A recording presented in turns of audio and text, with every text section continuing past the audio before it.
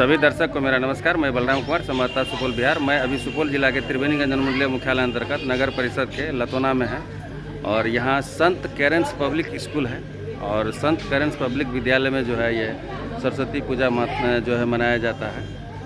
और सरस्वती पूजा मनाने का महत्व यही है कि ये विद्या की दानी, विद्या की देवी और हंस वाहनी या बिना पुस्तक धारणी से कहा जाता है, इसलिए सरस्वती माता की पूजा की जाती है, क्योंकि इसी से ये विद्या की देवी है, सभी को शिक्षा विद्या देती है और सभी को बुद्धि विचार व्यवहार संस्कार देती है, इसीलिए इसका पूजा किया जाता है। ये यहाँ पर जो है धूमधाम से जो है सभी बच्चे लोग और सभी शिक्षक लोग देख सकते हैं, शिक्षक हैं, शिक्षिका है, सभी लोग जो है धूमधाम से सरस्वती माता की पूजा मनाते हैं। और इसलिए मनाते हैं सरस्वती पूजा क्योंकि ये विद्या की देवी है और सभी इनसे सीखते हैं, चाहे कोई भी विद्या हो, कोई भी विद्या ग्रहण करना हो, सभी इन्हीं से सीखा जाता है, इसीलिए सरस्वती माता की पूजा किया जाता है। और ये 4 वेदों की माता भी होती है। आइए जानते हैं शिक्षक लोगों से भी। और ये हंस वाहिनी जो है ये श्वेत कलर क्यों है, शुद्ध मतलब उजला कलर क्यों है, इससे जानेंगे कि क्यों इसका पूजा किया जाता है, ये जानते हैं।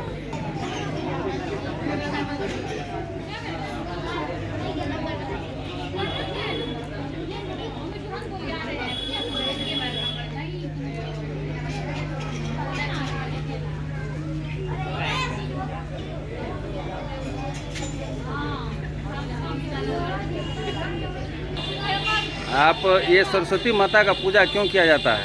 सरस्वती माता की पूजा जो है विद्या के लिए और साहित्यिक विकास के लिए किया जाता है, ताकि बच्चे पढ़ें और ज्ञान अर्जित करें। ना सिर्फ बच्चे बल्कि वे सभी ज्ञान अर्जित करें जो जीवन में कुछ करना चाह रहे हैं, क्योंकि सरस्वती माता उन सबों के लिए विद्या के साथ साथ सफलता का भी वरदान देती है। तो जो सरस्वती माता की पूजा करते हैं उसे विद्या भी मिलता है और विद्या के साथ साथ सफलता और उसकी लक्ष्य की प्राप्ति भी होती है। विद्या, ये जो सरस्वती माता विद्या की देवी जो है ये क्या वेदों की माता है? 4 वेद हैं वैसे, कौन ऋग्वेद, से? सामवेद, अथर्ववेद, यजुर्वेद। अच्छा, ये सरस्वती माता की हंस वाहिनी जो है वो किस कलर का होता है? हंस सफ़ेद होता है और यह उसका क्या प्रतीक है? का भी प्रतीक है यह। कहा जाता है कि अगर हंस को दूध और पानी दिया जाए तो दूध और पानी में से वो पानी पी लेती है, दूध छोड़ देती है।